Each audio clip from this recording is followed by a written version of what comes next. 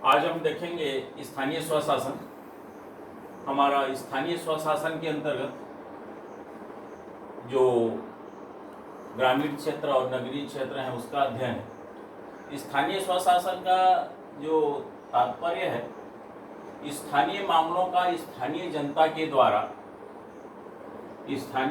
द्वारा शासन करना ही स्थानीय स्वशासन है। स्थानीय शासन सामान्य अर्थों में अगर हम कहें तो स्थानीय जनता का स्थानीय समस्याओं का स्थानीय स्तर पर हल खोजना और हल करना ही स्थानीय स्वशासन है। स्थानीय स्वशासन पंचायती राज के अंतर्गत आता है और इसकी कल्पना महात्मा गांधी ने की थी। सबसे पहले हमारे देश में राजस्थान के नागौर में स्थानीय स्वशासन के अंतर्गत पंचायती राज की व्यवस्था की गई। इसमें हम देखेंगे स्थानीय स्वशासन की आवश्यकता। सबसे पहले इसकी आवश्यकता क्यों है? यह प्रजातंत्र की सबसे प्रथम पाठशाला है। प्रजातंत्र की सबसे प्रथम पाठशाला का मतलब यह है कि लोकतंत्र में जनता को क्या क्या अधिकार हैं, जनता अपने अधिकारों का उपयोग कैसे कर सकती है और उसके लिए क्या क्या योग्यताएं उसको चाहिए, उसका हम इसके अध्ययन करते हैं। स्थानीय जो समस्याएं हैं जिनसे व्यक्ति जो है स्थानीय स्तर पर खुद उससे परिचित रहता है, उन समस्याओं को जानता रहता है और उस समस्याओं का वो स्थानीय स्तर पर हल भी जानता है, इसलिए स्वयं उसका हल करता है, समाधान करता है। तीसरा हमारा आता है शासन का विकेंद्रीकरण। विकेंद्रीकरण, पावर्स डिवाइडेशन जिसको हम कहते हैं, अधिकारों का विभाजन करना। शासन का विकेंद्रीकरण, इसके अंतर्गत केंद्र सरकार फिर राज्य सरकारों को, राज्य सरकारें फिर अपने अपने जिला में, और जिला जो है वो जनपद में, और जनपद जो है फिर ग्राम पंचायतों को अलग अलग अधिकार और कार्य सौंपती है, जो इस शासन व्यवस्था के अंतर्गत अपने कार्यों को शासन का विकेंद्रीकरण के अंतर्गत कार्य का निष्पादन करते हैं। चौथा हमारा आता है राजनीतिक प्रशिक्षण। राजनीति के अंतर्गत राजनीतिक अधिकार जो हमारा होता है, वोट देने का अधिकार, प्रत्याशी चुनने का अधिकार और प्रत्याशी बनने का अधिकार। इन अधिकारों के लिए क्या क्या योग्यता होनी चाहिए, किन किन व्यक्तियों को ये अधिकार हमारे देश में प्राप्त है, इसका हमको इसके अंतर्गत ट्रेनिंग के रूप में मिलता है जानकारी। केंद्र और राज्य सरकार के कार्यों में कमी आता है। केंद्र का जो व्यवस्था है वो विस्तारित है। केंद्र फिर अपने अधिकारों का विभाजन करके राज्यों को देता है, राज्य फिर जिला को, जिला फिर जनपद और जनपद फिर ग्रामों को। इस तरह से उनके अधिकारों का स्वतंत्र रूप से उनको उपयोग करने के अधिकार दिए गए हैं। और इसके अंतर्गत वो राज्य का, केंद्र का जो कार्य है वो कम होता है। वो अपने अपने क्षेत्रों में आने वाले अपने अपने ग्रामों को, जिला को अलग अलग अधिकार दे देते हैं और अपने अधिकारों का वो स्वतंत्र रूप से जो भी नीति में निर्धारित है उसके आधार से वो उसका प्रयोग करते हैं और शासन तंत्र का संचालन करते हैं। इससे धन की बचत होती है। अलग अलग क्षेत्रों में अलग अलग हम अगर किसी प्रकार के केंद्र के द्वारा ही कार्यों का निष्पादन किया जाता है तो उसके लिए उतना कर्मचारी, नौकरशाही, ऑफिस, कार्यालय की व्यवस्था करनी पड़ती है। और अगर डिवाइडेशन कर दिया जाता है अधिकारों का तो जो धन है वो कम लगता है और ग्राम में ही वो स्थानीय स्तर पर शासन का संचालन वो करते हैं। और ऐसा करने से धन की, केंद्र सरकार के, राज्य सरकार के धनों की इससे बचत होती है। नौकरशाही की जो बुराइयां हैं वो भी इसमें कम होती हैं। जो हमारे लोक सेवक हैं वो ज़्यादातर के स्थानीय जनता, स्थानीय समस्याओं का वो समाधान करते हैं, तो उसमें नौकरशाही जो है कम लगता है और नौकरशाही की जो बुराइयां केंद्र और राज्य सरकार झेलती हैं उससे सामना करना इसमें नहीं पड़ता है। जनता जो है वो निष्क्रिय नहीं रहता है, वो सक्रिय हो जाता है और सार्वजनिक क्षेत्र जो है वो उसमें वो अपना कार्य करता है, उसमें उसका रुचि जो है वो बढ़ता है, क्योंकि उसको निराकरण करने का, चूंकि वो समस्या से वाकिफ है उस क्षेत्र का, और उस समस्या से वाकिफ होने के कारण उसका निराकरण करने का भी उसके पास अधिकार है और वो स्वयं निराकरण करता है, और स्वयं निराकरण करता है इसलिए उसे सार्वजनिक क्षेत्रों में जागृति आती है। साथ ही साथ इसमें नागरिक गुणों का विकास होता है, कर्तव्य की भावना, निष्पक्षता की भावना, समर्पण की भावना, क्षेत्र के प्रति विकास की भावना, स्वयं के विकास, गांव के विकास की जो भावना है, इस तरह से जो अच्छाइयां हैं, जो नागरिक गुण हैं, स्थानीय स्वशासन के अंतर्गत और अधिक विकसित होती हैं, बढ़ती हैं। जनता का शासन के प्रति रुचि और जनता से प्रत्यक्ष संबंध इसमें बढ़ता है। शासन से प्रति रुचि इसलिए बढ़ता है क्योंकि उसको निराकरण करने का, उसका समाधान करने का अधिकार जनता के हाथों में है और जनता स्वयं समस्याओं को निराकरण करती है। इस तरह से जनता का शासन के प्रति प्रत्यक्ष संबंध होता है क्योंकि वो समस्या का स्वयं निराकरण करता है। स्थानीय स्वशासन के अंतर्गत अब हम देखेंगे स्थानीय स्वशासन के जो स्वरूप हैं, उसका डिवाइडेशन, जो विभाजन है, उसका किस तरह से इस व्यवस्था के अंतर्गत किया गया है, उसका हम इसमें अध्ययन करेंगे। सबसे पहला हमारा है केंद्र की सरकार। केंद्र की सरकार का इसमें अहम भूमिका है। उसके बाद अपने अधिकारों का वो डिवाइडेशन करता है और अधिकारों का डिवाइडेशन के अंतर्गत वो राज्य सरकार को अधिकार प्रदान करता है। राज्य सरकारें जो है अपने अधिकारों को फिर स्थानीय शासन को प्रदान करती है और स्थानीय स्वशासन जो है इसमें दो प्रकार के हम अध्ययन करेंगे। सबसे पहला ग्रामीण क्षेत्र और फिर दूसरा है हमारा नगरीय क्षेत्र। ग्रामीण क्षेत्र जो है, जो गांव है और गांव के लिए जो सीमा निर्धारित की गई है इस कानूनी व्यवस्था के अंतर्गत, उसका हम अध्ययन कर रहे हैं। तो गांव के अंतर्गत हमारा सबसे पहला आता है छोटा जो गांव है, जिसके लिए जो जनसंख्या निर्धारित है उसमें ग्राम पंचायत क्षेत्र। ग्राम पंचायत क्षेत्र में हमारा जो मुखिया होता है उसको हम चुना हुआ जो प्रतिनिधि होता है, जिसको हम सीधे मतदान के द्वारा चुनते हैं, उसको हम सरपंच कहते हैं और उसके साथ जो रहते हैं वो पंच कहलाते हैं। जो हर पंचायत के अंतर्गत जो वार्ड होते हैं उनके अंतर्गत वो चुने हुए प्रत्याशी होते हैं। तो इसमें दो हुए, सरपंच और पंच।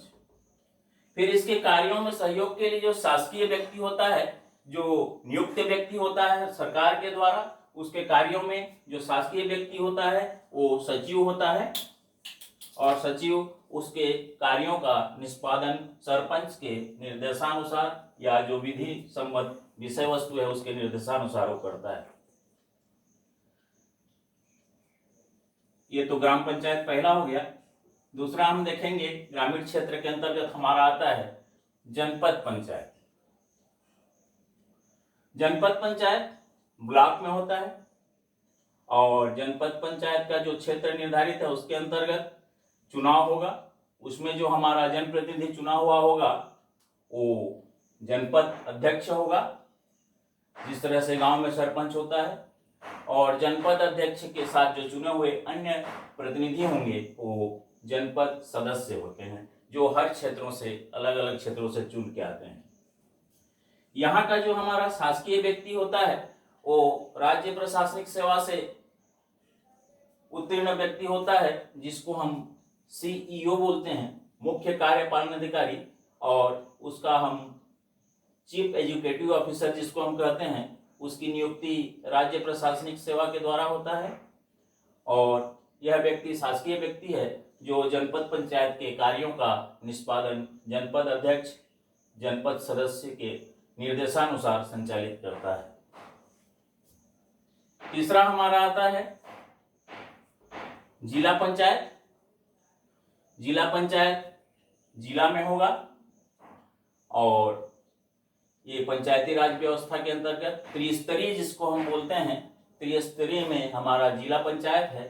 जिला पंचायत का जो चुना हुआ प्रतिनिधि होता है वो जिला पंचायत अध्यक्ष होता है और फिर उसमें जिला पंचायत सदस्य होते हैं जो अलग अलग जिला पंचायत के निर्धारित क्षेत्रों से चुन के आए हुए रहते हैं, और इनके कार्यों को निष्पादित करने के लिए हमारा मुख्य कार्यपालन अधिकारी जिला पंचायत होता है। जो प्रायः आईएएस श्रेणी के प्रशिक्षु रहते हैं उन्हीं को नियुक्त किया जाता है।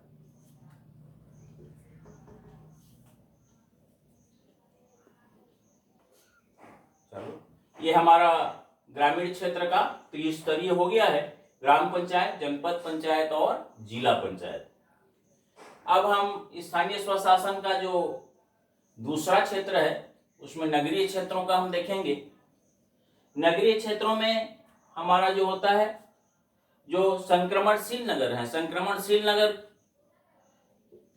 का तात्पर्य यह है कि जो ग्रामीण है, ग्रामीण से कस्बा, कस्बा से फिर शहरी क्षेत्र में जो निरंतर प्रगतिशील है या शहरी क्षेत्र में प्रवेश करते जा रहे हैं, उनकी जनसंख्या बढ़ती जा रही है या विकसित होते जा रहे हैं, उसको हम नगर पंचायत की श्रेणी में रखते हैं।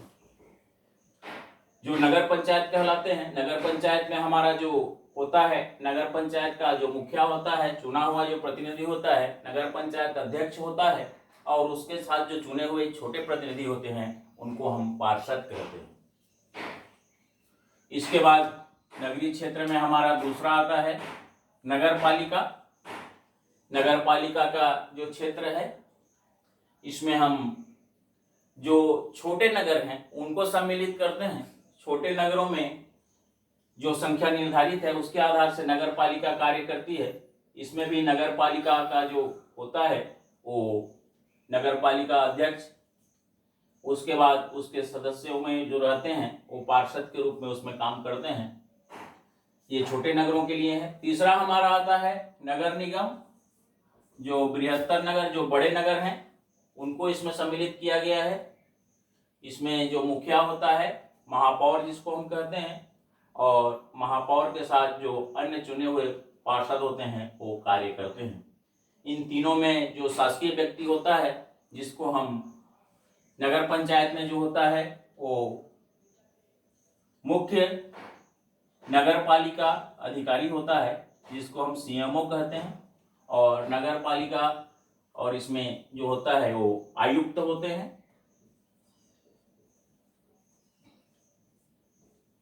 जो नगरों के कार्यों को संचालित करने के लिए वो अपने जो चुने हुए प्रतिनिधि हैं उनके निर्देशानुसार कार्य करते हैं।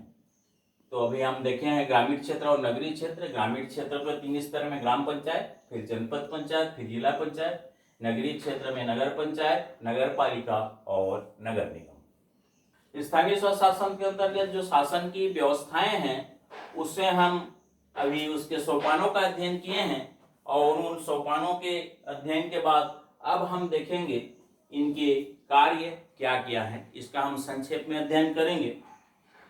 कार्यों को हम देखेंगे तो सबसे पहले ग्राम पंचायत का जो कार्य है उसको प्रदान किया गया है वो भारतीय संविधान के 73वें संविधान संशोधन के 11वीं अनुसूची के द्वारा प्रदान किया गया है।